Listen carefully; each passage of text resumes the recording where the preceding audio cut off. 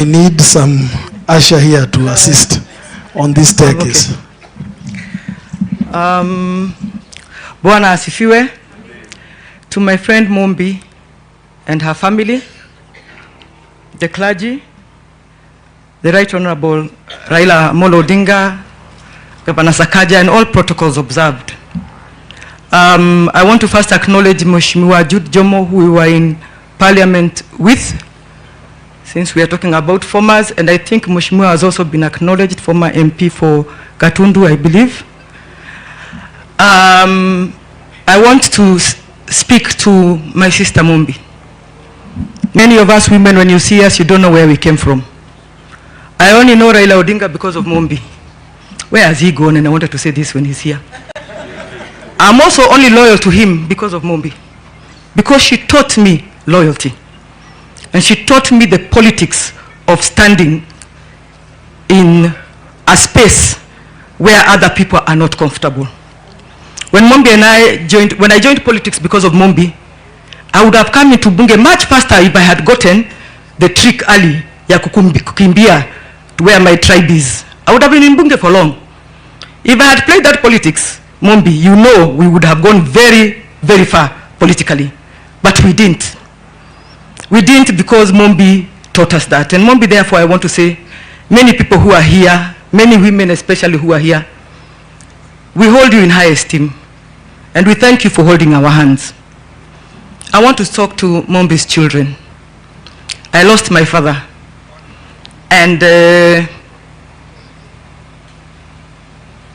after imagining that my mother was well, and that's why I'm glad you've spoken openly. We imagined my mother was well. But there is a time my mother called us as her children.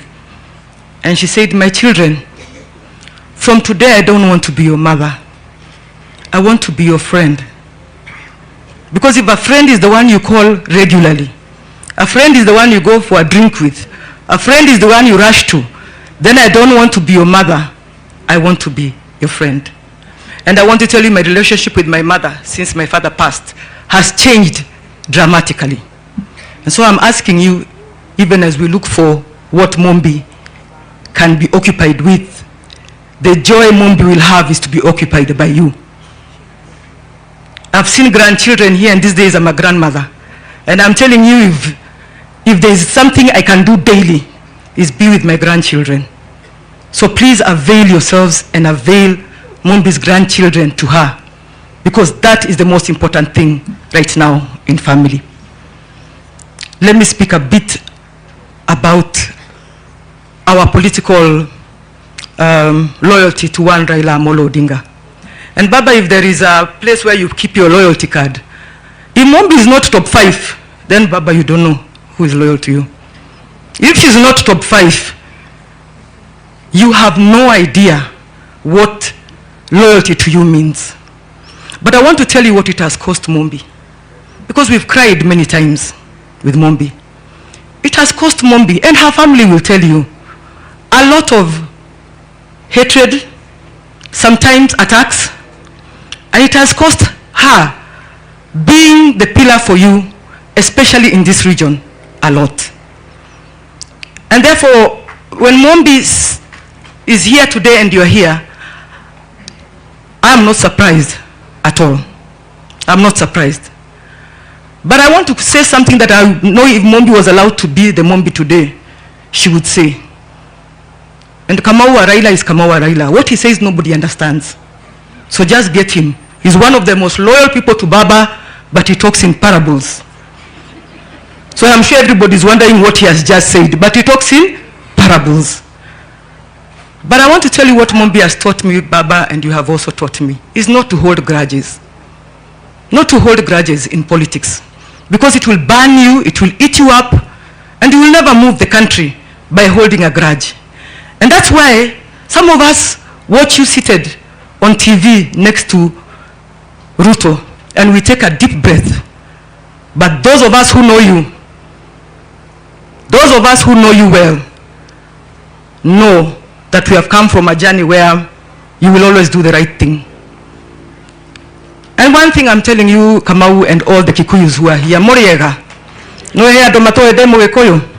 Ndi Mugikuyu. Kiria kama wataugania atiriri. Kana nitumenyete haria twenda guikara ta mbari ya Gikuyu, ta ruriri, ti mbari, ta ruriri. We cannot be so important in a country and then be manipulated. That is what we are hoping the lesson is, Kamau. But we can also not be without the rest of the country. There will be no day there will be a Kenya for a tribe. It doesn't matter how much money we have, it doesn't matter how many we are. Without the rest of Kenya, there is nothing. It doesn't matter who we are. That is a lesson from one Raila Amolo Odinga. And let me tell you, it doesn't matter whether you give him votes or not. Raila Amolo Odinga will always be actively engaged in the politics of Mount Kenya. You don't have to send him. He has his people and you have seen them. Mungu awabariki sana.